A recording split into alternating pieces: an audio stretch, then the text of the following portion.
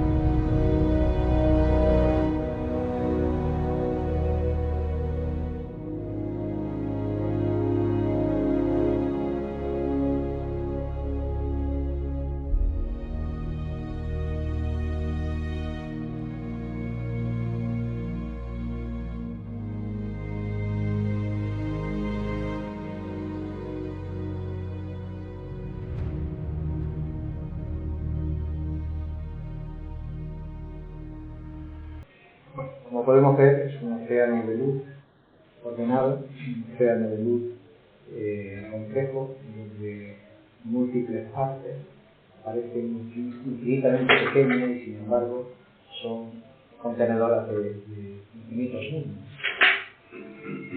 Lo primero que ante la naturaleza y el universo se van a plantear todos los filósofos, y nos vamos a plantear nosotros, porque realmente no estamos tratando de hacer historia, de buscar qué pensábamos, sino que vamos a tratar de pensar con ellos, y en este caso pensar con Platón. Lo primero que nos tenemos que preguntar es si realmente reconocemos que hay un orden en el universo. Y ese orden, ¿a qué obedece? Si es un orden que procede de la casualidad, un orden que no tiene un motor que lo sostiene, sino que ha nacido del acaso, o si es un orden causal, es decir, tiene una causa.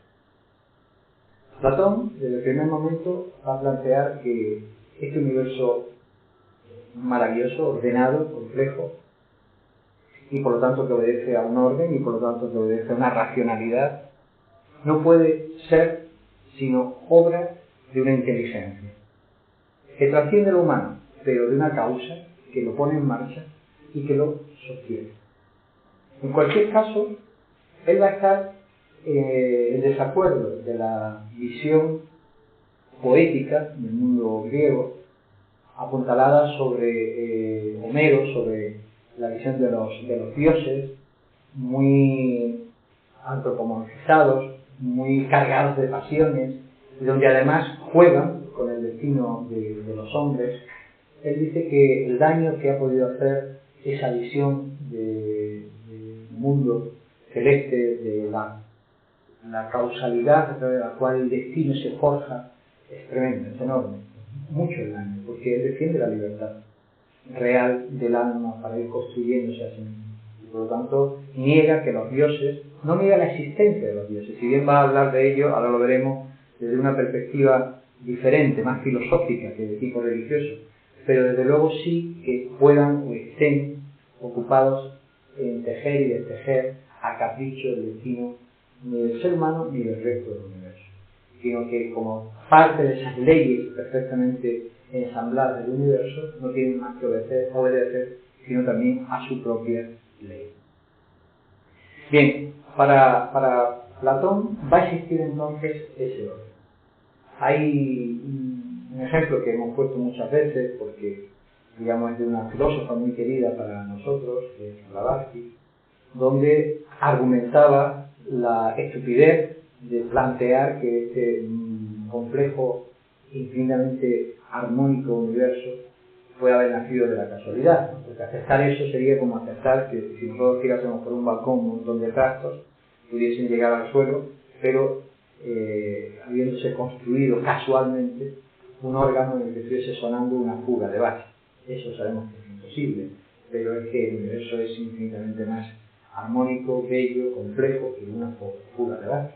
Una fuga de base forma parte del propio proceso de evolución de Así, Platón, si bien va a usar en sus diálogos argumentos para explicar, para dar por sentada la demostración de que lo ordenado no puede sino proceder de una fuente que produzca un orden, sin embargo, a la hora de hablar de la creación del universo, va a usar algo que hace a lo largo de casi todos sus diálogos, que es un mito. Es decir, va a contar un mito. En el caso del Tineo, prácticamente la totalidad del diálogo son diferentes mitos. Van a aparecer varios, nosotros nos vamos a centrar en la creación del universo y del hombre, pero también va a hablar de la Atlántida, van a salir diferentes elementos. ¿Por qué utiliza el mito? Cuando, en principio, la filosofía debe de asentarse sobre la argumentación, sobre la dialéctica racional. El mito nunca ha estado, enfrentado a la racionalidad, sino más bien ha servido como un apoyo para ayudar a la imaginación donde la razón todavía no llega, no quiere decir que no vaya a llegar, pero que todavía no llega, y a través de una narración, a través de una teoría, expresada en forma de cuento, se plantea una posibilidad. Eso nos puede parecer extraño, ¿no? Que un filósofo padre casi de la racionalidad utilice mitos, si la ciencia actualmente también lo hace. La ciencia actualmente procede exactamente igual. Antes de llegar a un descubrimiento y comprobar y constatar realmente que una ley se cumple en el universo, lanza un mito, es decir, una teoría, una hipótesis. Imagina una hipótesis. Y esa hipótesis luego trata de fundamentarla. Pero en principio tiene que, digamos, atreverse a intuir y a construir una hipótesis. ¿De dónde procede toda la explicación que Platón va a dar sobre la creación del universo? No parece que sea un cuento creado para la ocasión por parte de Platón en absoluto, por la complejidad de todo lo que contiene y por las relaciones simbólicas, las similitudes que van a aparecer con muchas tradiciones filosóficas, tanto de la propia Grecia, como era la tradición órfica, la tradición pitagórica, como de Oriente. Es muy interesante cuando el estudio comparado me lleva a ver en todas y cada una de las explicaciones de la gestación metafísica del cosmos de cada cultura, y especialmente de Platón, cómo se relaciona. Es realmente increíble. Y para los que estáis aquí y habéis profundizado un poco en la filosofía de Oriente, vais a ver efectivamente qué similitudes hay. Bien, ¿cómo explica Platón entonces, a través de ese mito, de ese cuento, que se habría gestado el universo? El universo lo explica como un todo que va a surgir de ese motor o causa primera, al cual va a llamar lo uno, entendido como la esencia todavía no manifestada, como esa, digamos, divinidad antes y raíz del ser de todo el cosmos, que de alguna manera se pone en movimiento y trata de reflejar una imagen en movimiento de la eternidad inmóvil en la que está. Algo similar vamos a encontrar entre los textos en Oriente, cuando nos hablan de periodos en el universo donde hay un pralaya y un manvantara, es decir, un periodo de no manifestación, como si todo el cosmos se hubiese resumido en un punto, o como se nos habla a través de la teoría del Big Bang, antes de la gran explosión, que todo de alguna manera estaría resumido sin tiempo ni espacio en un punto donde no habría dimensión, lo cual obviamente se escapa a nuestra capacidad lógica de pensar, porque nosotros nos movemos con parámetros de espacio y de tiempo. Por eso casi todas las culturas, cuando hablan de ese momento inicial, que aquí estaría representado por el punto del círculo central, siempre lo hacen en negación. No existía tiempo, no existía esto, no esto, no esto, no esto, no esto, la no luz, el no ser, porque no se puede hablar en positivo, o sea, solo se puede hablar de lo que no habría, puesto que todo lo que conocemos es lo que surge de él. Bueno, de esa esencia primera va a surgir entonces una primera manifestación dual, donde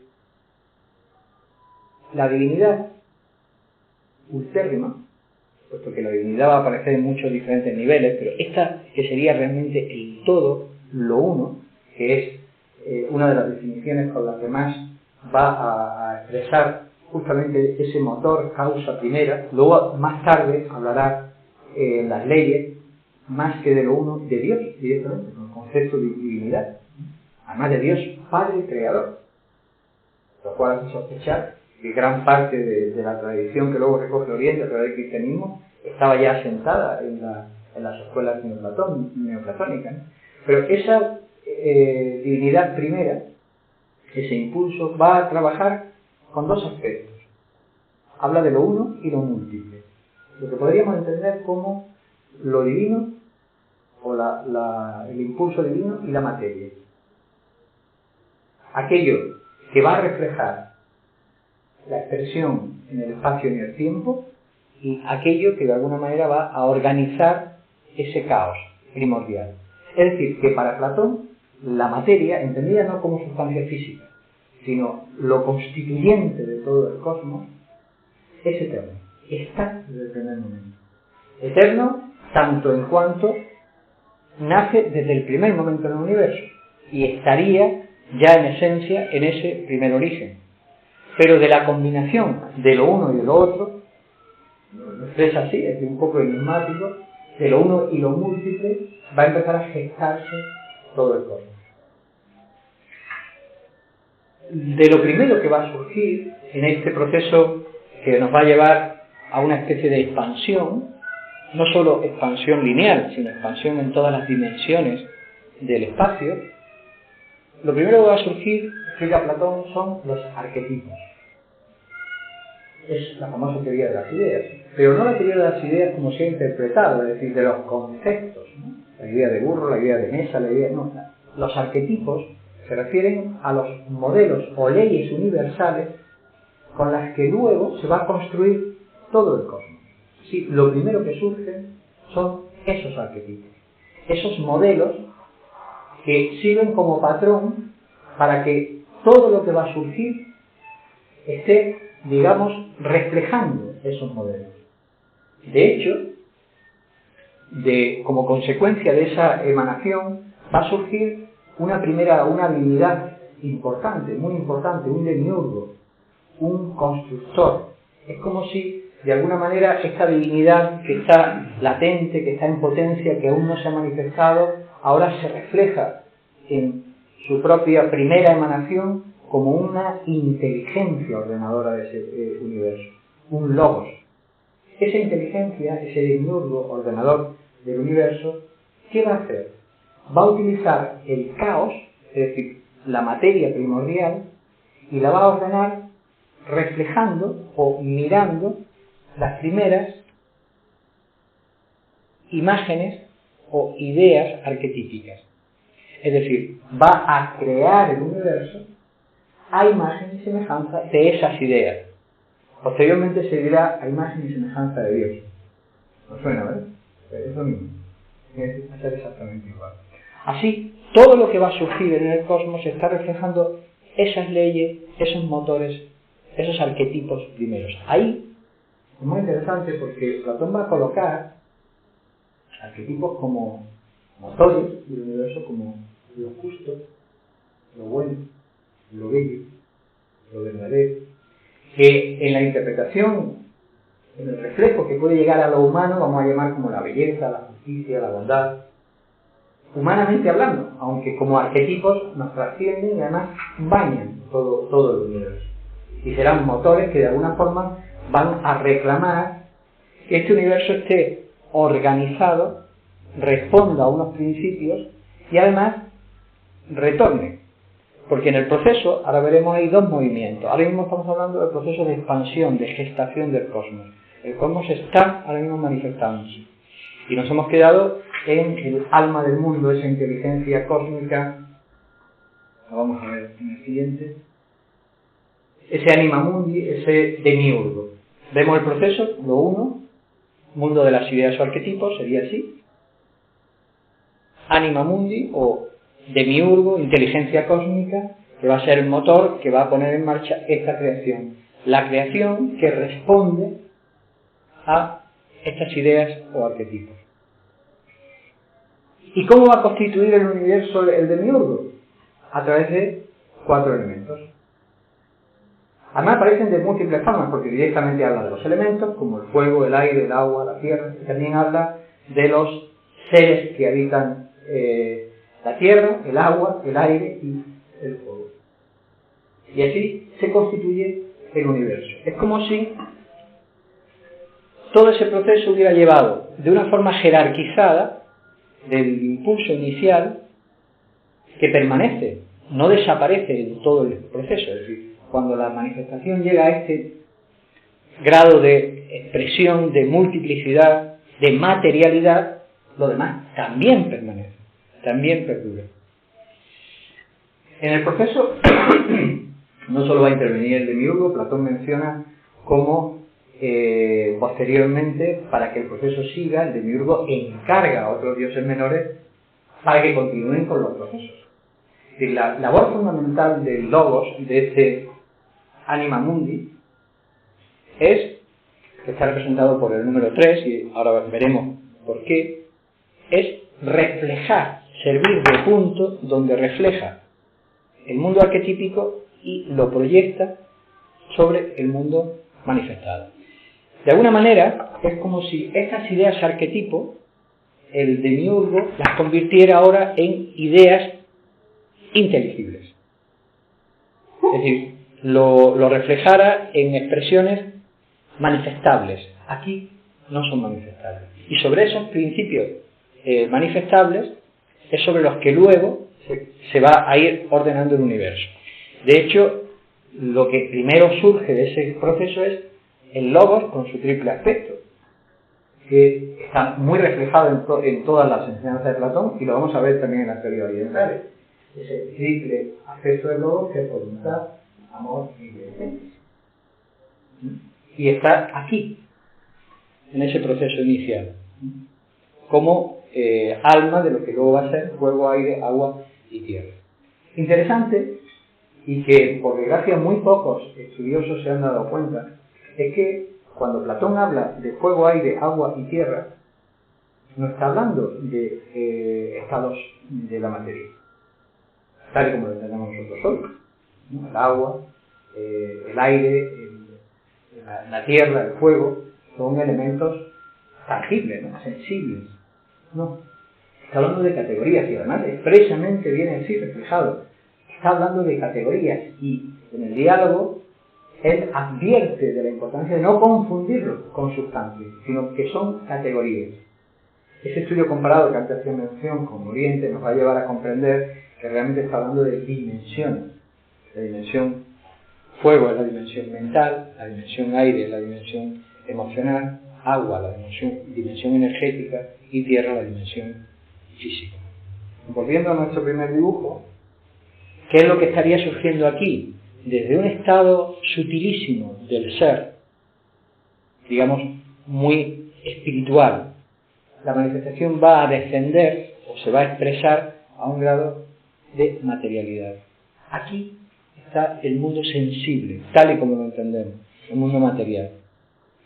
De alguna manera, el mundo sensible está hecho a imagen y semejanza y contiene la esencia del ser, pero está muy alejado de la raíz del ser, lo refleja poco. Mientras que las esferas más cercanas reflejan más el ser.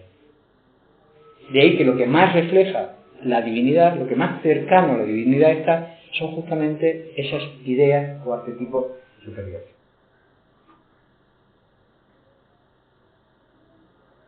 Esto nos lleva a una explicación desde un punto de vista matemático. No podemos olvidar que Platón tiene una raíz pitagórica importante, es decir, recoge los misterios que van a tratar de expresar de forma simbólico en leyes la gestación del cosmos a través justamente de los números.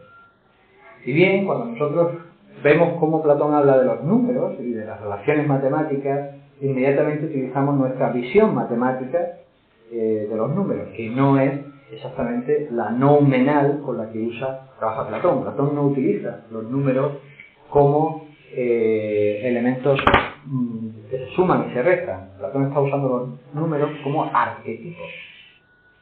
El 1, el 2 y el 3 no son fragmentos que se suman, se restan, se multiplican. No, el 1, el 2 y el 3 son arquetipos en el proceso de la gestación. O sea, por eso se habla de los noúmenos. Son símbolos. Y vamos a ver en lo que acabamos de explicar antes cómo uno de los símbolos más sagrados para los pitagóricos está reflejando justamente todo ese proceso, donde se ve la génesis del 1 al 9. Aquí vemos el proceso. Primero es lo 1, el todo. Eso está representado por el número 1. El número 2 es la dualidad primera, donde va a surgir esa diferenciación entre espíritu y materia, que en lo 1 están reunidos, pero que en el 2, en la segunda fase, todavía no ha surgido el cosmos. Aquí todavía no está el cosmos. El 3 es la aparición justamente de esa mente divina, de ese principio organizador. Ese principio organizador todavía tampoco es la aparición del cosmos. ¿Cuándo surge el cosmos? Surge a partir justamente del 4. Cuando el 3 pone en acción todo el proceso y crea los 4 elementos. En realidad, el cosmos sería esto: 4 y 3, 7. Es decir, los 4 elementos más densos más los 3 más elevados, sutiles o causales. ¿Me seguí hasta aquí o demasiado? Bueno, esta sería la tetrastis pitagórica, esa es la génesis de los números, a través de las cuales Platón va a hablar de cómo el universo en realidad va a descender desde el mundo de las ideas al mundo de los números, de los números a la forma y de la forma a los cuerpos. Es decir, pasando a través de innumerables leyes que se acaban manifestando al final en elementos tangibles y sensibles. Este dibujo,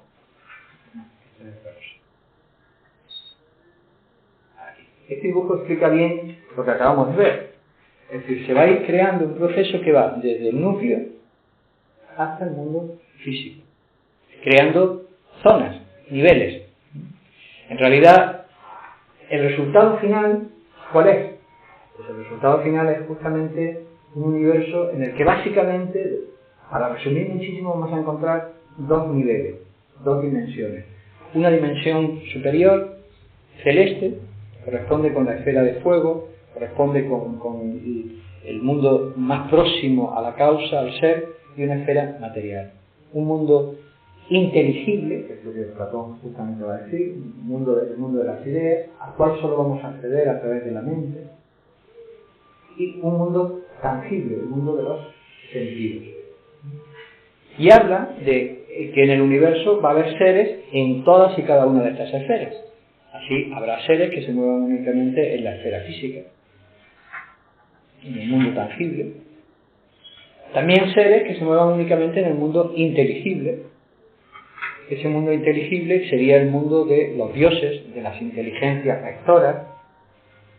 Y ahí la gran sorpresa, sitúa al hombre justamente en medio, entre el mundo sensible, que está más asociado a los minerales, a los vegetales, a los animales, y el mundo inteligible de los dioses, situando al ser humano en medio, porque ha despertado en él ya la capacidad de poder percibir ese mundo superior. Ha despertado la mente, no solo la mente objetiva, sino la mente capaz de contemplar y llegar a penetrar la causa y la esencia de las cosas. Vuelvo para acá.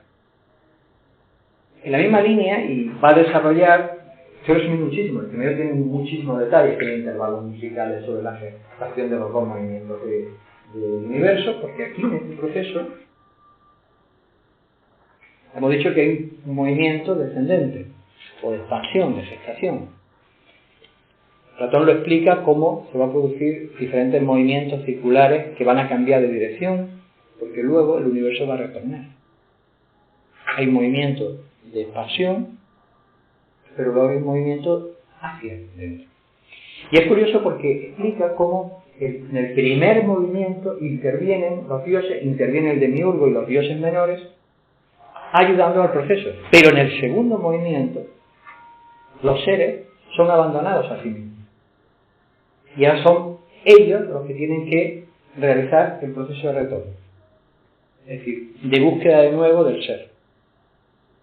Aunque advierte que los dioses se apiadan en un momento dado de unos seres que están intentando retornar, los hombres, y les ayudan.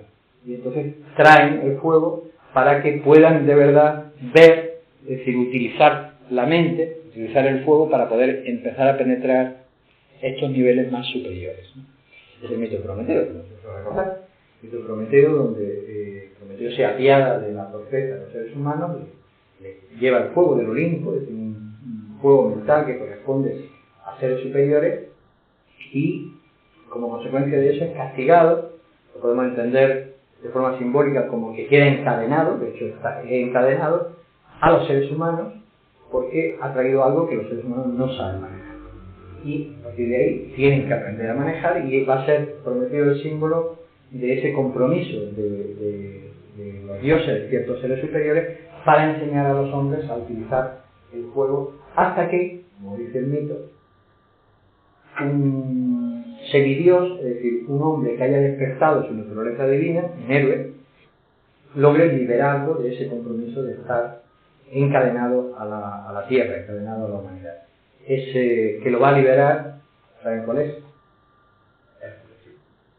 Heracles, que tras hacer todo el periplo de los 12 trabajos, las 12 pruebas, había alcanzado realmente su divinidad, y en este sentido quedaría relevando a Prometeo del compromiso de mantener el fuego encendido y mantener el impulso de ayudar a los seres humanos, mientras todavía no hayan desarrollado su capacidad plena de autogobierno. Eso es un poco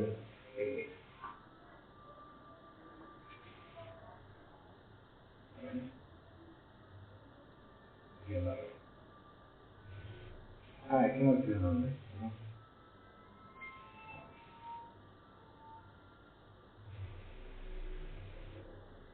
Bueno, decía que otra de las cosas que aparecen en el primero muy interesante es cuando habla de la naturaleza, de cada uno de los 4 elementos con los que se constituye el universo: fuego, aire, agua y tierra, y define lo que van a ser sus relaciones geométricas, que van a ser la base sobre la que está todo constituido. Para Platón, todo está imbuido de esas relaciones, de esas proporciones que podemos manifestar a través de las matemáticas y que se expresan a través de los números, y entonces atribuye a cada uno de los elementos una figura que son los llamados sólidos platónicos. No sé si los conocen. Los sólidos platónicos son poliedros regulares con todas las caras iguales. Solo pueden existir 5. No hay más posibilidad de construir un poliedro regular cuyas caras sean todas iguales. Solo se pueden construir 5. Son estos 5. Curioso porque hay restos neolíticos. Esto debió de conocerse desde la más remota antigüedad. Bueno, hay tantas cosas que nos rompen los esquemas de la antigüedad, porque hay restos neolíticos de construcción de estos sólidos. Precioso. No he traído la foto, pero llama mucha atención. Bien, ¿cuál es la característica fundamental? Bueno, el tetraedro está relacionado con el elemento fuego, el octaedro con el aire, el icosaedro con el agua, el cubo con la tierra, y el dodecaedro, que sería el 5º elemento, el aéter, es decir, el que es causa de los otros 4, que de alguna manera los contiene a todos. Sería aquello que estaría antes justamente de la creación de esos 4 elementos, y con lo que el demiurgo habría construido esos 4 elementos. Y esto sería el dodecaedro. Todos ellos se construyen con triángulos. Y todas sus caras se pueden descomponer en triángulos. Parece muy evidente aquí también. Pero en todos ellos vamos a encontrar triángulos, si lo recuerdo, creo que son rectos escalenos. Mis fuertes no son precisamente las matemáticas. Entonces no lo voy a encontrar. No lo he traído. Bueno, lo cierto es que los triángulos que constituyen, en las que se pueden descomponer las caras del tetraedro, de los traedros y del icosaedro, todos son iguales. Por eso, cada uno se puede transformar en el otro. Hay una aplicación informática que no he conseguido trasladar al pendrive, pero que la podéis encontrar en internet, en sistema Flash, donde podemos ver cómo se convierte este en este, justamente buscando centros en las caras. Uno contienen a otro, se pueden transformar, menos el cubo. El cubo no se puede transformar en ninguno de los demás. Entre ellos sí se pueden intercambiar. Y el dodecaedro, que los produce a todos. Esto que puede parecer aparentemente, bueno, pues es curioso, interesante, muy revelador. Fijaros que Platón habla de que estos son los elementos constitutivos de la naturaleza, los elementos constituyentes del cosmos. Sustituye el concepto de átomos por eso. Pero es que justamente nuestras modernas teorías cuánticas están llegando a esta idea, que la esencia última, la última división de la materia no es sustancial, son relaciones energéticas, y una estructura siempre es una proporción energética, es una relación entre elementos en tensión. Cualquier estructura es eso, ¿no? Es una manera de circular la energía, ¿no es así? ¿Alguien sabe algo de ingeniería? Una estructura es un mecanismo a través del cual circula la energía. Son proporciones que constituyen una máquina energética. Es eso. Y hay muchas formas distintas. Sin embargo, estas serían las básicas y por tanto están constituyendo claves desde el punto de vista visual, geométrico, pero que esconden otra realidad más profunda, claves para entender cuáles son las proporciones que dan nacimiento a los 5 tipos de energía que están constituidos en el universo. De todas maneras, lo dije al principio y sigo insistiendo en ello y seguiremos diciéndolo mucho tiempo, ¿no? El primero es enigmático. No porque sea un capricho fantástico, sino porque contiene mucho más de lo que probablemente todavía podamos entender, aunque no sepamos la fuente donde Platón pudo haber traído ese conocimiento conforme avanzamos en nuestra capacidad de desvelar las leyes de la naturaleza. Se va descubriendo que no hay ninguna tontería en los textos de Platón, al contrario, hay un conocimiento enorme, si bien está expresado en un lenguaje intencionadamente, probablemente oscuro.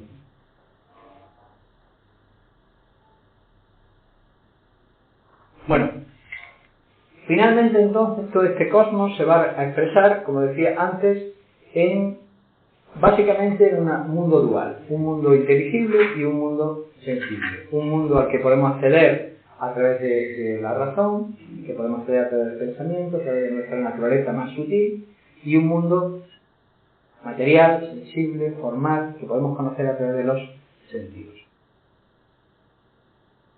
Esta es la imagen que hemos podido ver antes para interpretar esa idea que del cosmos hace Platón sobre 3 esferas, el mundo intermedio, el mundo superior y el mundo inferior, en el proceso de emanación, de gestación. Todo lo que está en el mundo físico está más alejado de la fuente del ser y por lo tanto refleja más torpemente esa justicia, belleza y perfección, verdad que puede haber en esa fuente. Cuanto más alejado, más oscuro, menos luz. Cuanto más cercano, más luz. Y ahí se encuentra justamente el hombre. El hombre como imagen y reflejo de ese mismo cosmos. El hombre que ya ha integrado esa triple naturaleza. Una parte material, un soma, es decir, nuestra vitalidad y nuestro cuerpo físico. Una parte emocional, un alma o psique, que tiene una triple naturaleza. No nos vamos a detener ahora a hablar de la triple naturaleza del alma que explica Platón, pero aquí vemos que son 3 áreas, justamente una que se une con la parte material, y por tanto llamaremos alma animal, una que se une con la parte espiritual o con la parte noética, con la parte superior, que es el alma racional, la parte inteligible, y otra intermedia, que es donde en general nos movemos, que se mezclan pensamientos y emociones de carácter humano. ¿Cuál es entonces el trabajo normal, natural, propio, según las leyes de la naturaleza para Platón del hombre? Tratar de retornar hacia el ser. No es una forma de ir hacia algo que está allí, estando nosotros aquí, en este dibujo que hacíamos antes. No es una forma de ir hacia allá. No, el ser está en nosotros. Porque desde el primer momento, y este dibujo es muy significativo, todas las partes del universo participan de la esencia, participan de esas primeras leyes, participan de esa naturaleza primera. Por lo tanto, todo tiene algo del ser. Esa es la idea platónica de que todas las partes participan del todo. Y por otro lado, es la base sobre la que se ha constituido la teoría cuántica. Que cualquier aspecto, de alguna manera, del universo está reflejando todo, y está todo perfectamente relacionado. Entonces el hombre también está construido a imagen y semejanza de Dios, a imagen y semejanza del universo. Pero en tanto esté atrapado en su materia, esté atrapado en su parte animal, no es capaz de poder desplegar, desarrollar toda la naturaleza más superior que guarda en su interior. Cuando Platón decía que el proceso de la sabiduría, el proceso de despertar, el proceso de crecimiento, del conocimiento no es un proceso de adquirir cosas, sino de sacar de dentro afuera, es decir, de despertar, de deducir de nuestro interior, se refería a esto. Es decir, toda la sabiduría del universo ya está en nosotros, puesto que participamos del todo. Solo que hay que hacerla aflorar, hay que hacerla surgir, como va a decir en otros pasajes, ¿no? Somos dioses, pero lo hemos olvidado.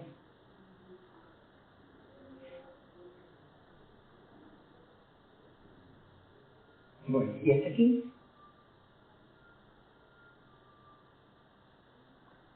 lo que podríamos entender como la explicación racional del mito, de la creación del universo. Porque necesariamente nos tenemos que plantear algo que se han planteado muchos estudiosos, ¿no? ¿Por qué cuenta esto? ¿Qué finalidad tiene? Es más, ¿qué finalidad tenían los filósofos antiguos cuando investigaban la naturaleza? Sabemos cómo los presocráticos se preocuparon mucho de hablar pues, de las diferentes causas que movían el mundo sensible, el mundo objetivo. Pero desde nuestra perspectiva, cualquier conocimiento lo estamos tratando de valorar en tanto nos sirve para poder comprender y manipular ese mundo, tener poder sobre ese mundo.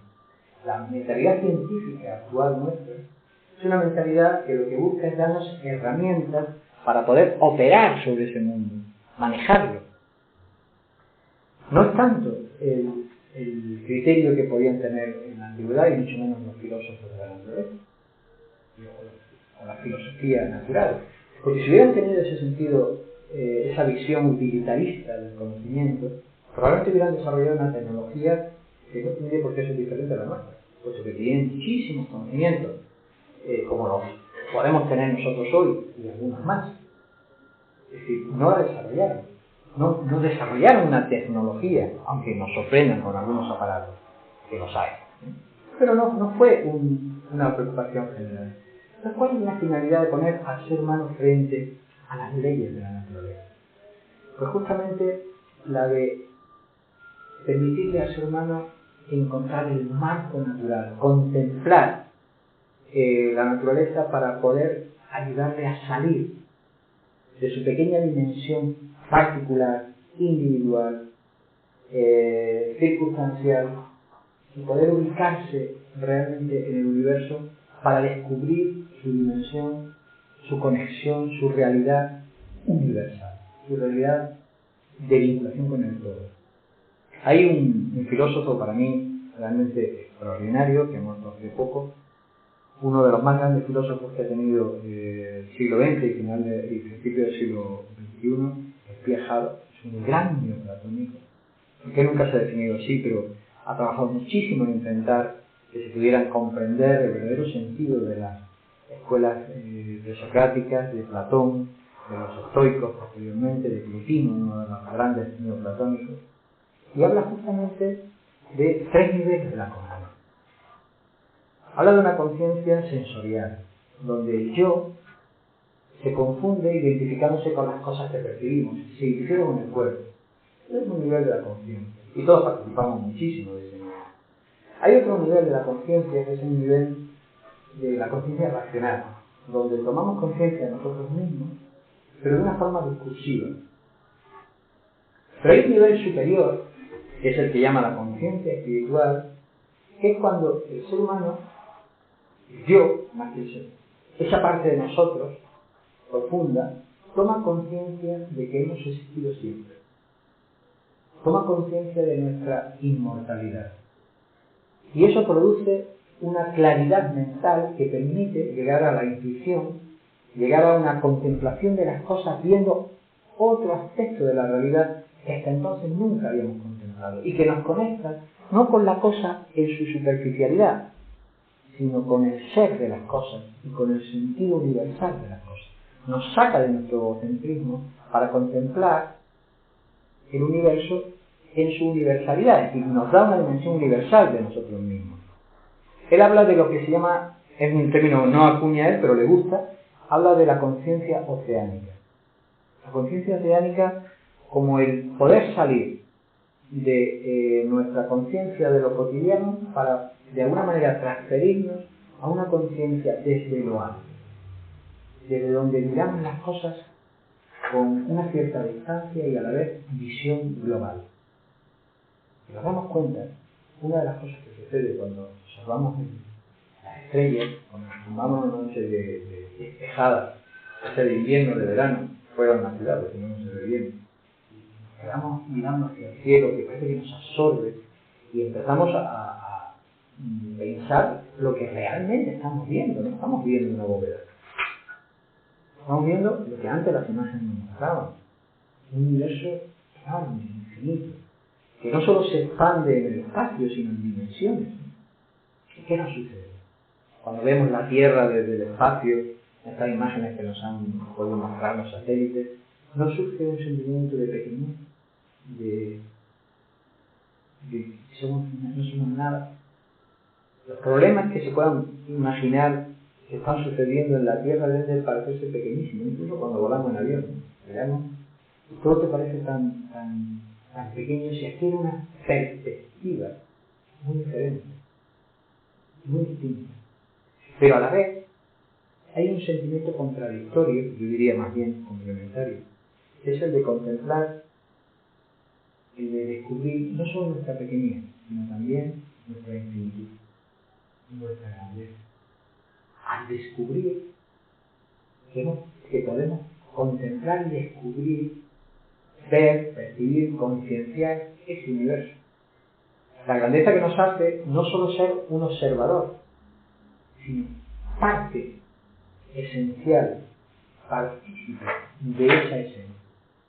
No algo pequeño en términos cuantitativos, sino algo grande en términos cualitativos. Como dirá el poeta, ¿no? Somos polvo de estrella. Decirlo en términos químicos no pasa de ser una observación que por otro lado es real, es decir, en nosotros está una materia constitutiva que debió de pertenecer a ese aquella explosión de la estrella a la que pertenecemos. Pero en términos más profundos, filosóficos, poéticos, porque aquí la poesía, la metáfora, el símbolo, va en ayuda de lo que la razón no alcanza, lo que nos viene a decir es que participamos de esa esencia primera, tenemos a Dios como parte de nosotros. No es que tengamos a Dios dentro, es que somos Dios. Es que somos Dios. Claro, si lo dice el cuerpo, dice que tiene atrapado a Dios, ¿no? Pero es que también el cuerpo es expresión de esa primera esencia. Y no es en términos de un reducto de polvo que quedó en un hueco, en una glándula de alguna parte, sino en esa dimensión donde cuando nosotros logramos de alguna manera apuntar, despertar un poquito la mente, de pronto se rompen nuestros límites, salimos de nuestra realidad para participar en una realidad que es muchísimo mayor. Platón va a explicar algo parecido a través de lo que llama la contemplación de lo bello. Y esto forma parte también del poner al ser humano en contacto con la naturaleza. Mostrarle la naturaleza para descubrir no ya sus leyes desde el punto de vista racional, sino la armonía, el orden, la perfección que teje todo esto que podemos observar. La contemplación de lo bello, que sería el otro elemento al que me quería referir para terminar, para Platón es un proceso a través del cual el alma, que participa más cercanamente de esa esencia primera, reconoce esos arquetipos, esa armonía primordial que estaba en el inicio, que estaba en el origen, en el ser de toda la manifestación. Y de hecho, lo que plantea Platón es que el natural deseo que el ser humano tiene cuando se pone delante de algo bello, y que comienza por lo que despierta la belleza de los cuerpos, en realidad es una fuerza que está en el inicio, es un Dios que está en el inicio, es decir, en ese botón que va a expandirse, justamente cuando se separa, cuando de alguna manera emanan, surgen materia y espíritu, surge una fuerza, surge un Dios, Eros. Es decir, la fuerza de unión, la primera proporción que va a mantener cohesionado todo el cosmos y que va a asegurar que ese cosmos realmente retorne nuevamente a la divinidad. Eros es entonces la necesidad de completud, que en los planos más densos, en los planos más alejados del ser, se expresa como un deseo de posesión de aquello que es bello. Pero en el fondo es un recuerdo, según explica Platón, un recuerdo de esa armonía que se manifiesta casi biológicamente como una necesidad de poseer aquello que refleja algo, aunque sea solo algo de aquello que vimos en llamar lo bello. Pero poco a poco, ese contacto y esa elevación, esa capacidad de despertar en nosotros una conciencia que ya no solo sea sensorial, sino que pase a lo racional y pase también a lo espiritual, va a descubrir la belleza que subyace a niveles más superiores, más sutiles. Entonces, el ser humano va a buscar la belleza de los pensamientos, la belleza de los sentimientos, para finalmente tratar de conectar con esa armonía última que podemos manifestarla en todos y cada uno de nuestros gestos, actos, pensamientos, sentimientos, etc., pero que pertenece a esa causa primera, a esa esencia que pertenece a nuestra naturaleza más espiritual. Entonces, el despertar de esa potencia que necesita completar en nosotros lo que de alguna manera nos falta, al habernos separado o distanciado de ese origen primero, es lo que nos hará retornar. Es la fuerza que nos hará de nuevo tratar de volver a encontrarnos con nuestra propia esencia, que es encontrarnos con la esencia del universo. Para Platón, entonces, la contemplación de la belleza, de la armonía del universo, es una forma de despertar en nosotros esa conciencia de la armonía espiritual que subyace en nosotros. De ahí que cuando vemos la luna, damos un paseo por el bosque, o miramos las estrellas, o vemos un buen documental de estos que nos fascinan desde el punto de vista astronómico, lo podemos hacer con una actitud cientifista, que no diría científica, porque a mí lo científico me parece más bien asociado a lo filosófico, cientifista, o poética, o hacerlo con las dos a la vez, tratando de ver las leyes que efectivamente se manifiestan, que efectivamente están dando lugar a lo que vemos, de ver ese orden, pero también de sentir ese orden, de abrazar ese orden, de contemplar ese orden. Si lo miramos solo desde fuera, si nosotros vemos un árbol y lo estudiamos desde el punto de vista analítico, bioquímico, no va a ser lo mismo que si lo abrazamos. Tal vez haga falta las dos cosas. La contemplación del universo tiene que buscar en nosotros también una posibilidad de abrazarlo, de sentirlo como parte nuestra, nosotros sentimos parte de él. Y finalmente, para terminar, una idea muy sencilla, pero que aparece en el primero, y que Platón va a insistir mucho en ello, porque es la base del fundamento de la libertad humana. Nosotros formamos parte de ese proceso de la creación. Somos un eslabón en el proceso, somos un momento en el tiempo de esa creación. Pero de la misma manera que somos el resultado de ese proceso de creación del demiurgo,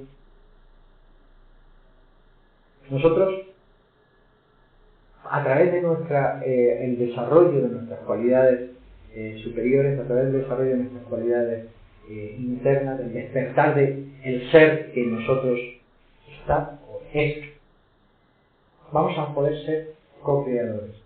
Vamos a poder reproducir el mismo proceso de la creación a nivel cósmico en la responsabilidad, en la finalidad ultérrima de ser creadores de nosotros mismos. El ser humano tiene que ser creador de sí mismo. Todos los elementos de este universo no solo participan de forma pasiva del proceso del universo, sino de forma activa. Y de ahí que sea importante reconocer cómo obra la naturaleza. ¿Cuáles son las leyes reales que hacen que la naturaleza construya con orden y armonía? Y no solo me refiero en sentido físico, sino en todos los planos. Para que la creación de nosotros mismos, que supone vivir con conciencia, lo hagamos en armonía con esas leyes. En Oriente dirán en armonía con el Dharma. En Oriente hablarán de la necesidad de estar en consonancia con la ley. Bueno, Kant hablará de conectar, de reconocer y vivir el deber ser, es decir, nuestro arquetipo. De alguna manera hay una mejor forma, mejor vía de ser humano. Hay una forma, no única, pero sí una senda que desarrolla en el ser humano lo mejor de nuestra naturaleza, que nos acerca más al ser, y otra que nos distancia, que nos animaliza, que nos retrograda hacia los estados más salvajes, donde todo lo que podríamos reconocer como conquistas humanas se pierde y se desvía. Si además de contemplar el universo como el resultado de una inteligencia, de una bondad y de una voluntad divinas, reconocemos que nosotros tenemos que crear nuestro propio universo a imagen y semejanza de esos mismos principios, tal vez estemos empezando a actuar o esté empezando a actuar en nosotros el ser que es parte de esa misma esencia viva. Y nada más, aquí lo que quería desarrollar para dar pie, si queréis, que podamos abordar alguna de las espinosas y complejas partes del Timeo. Muy bien, muchas gracias.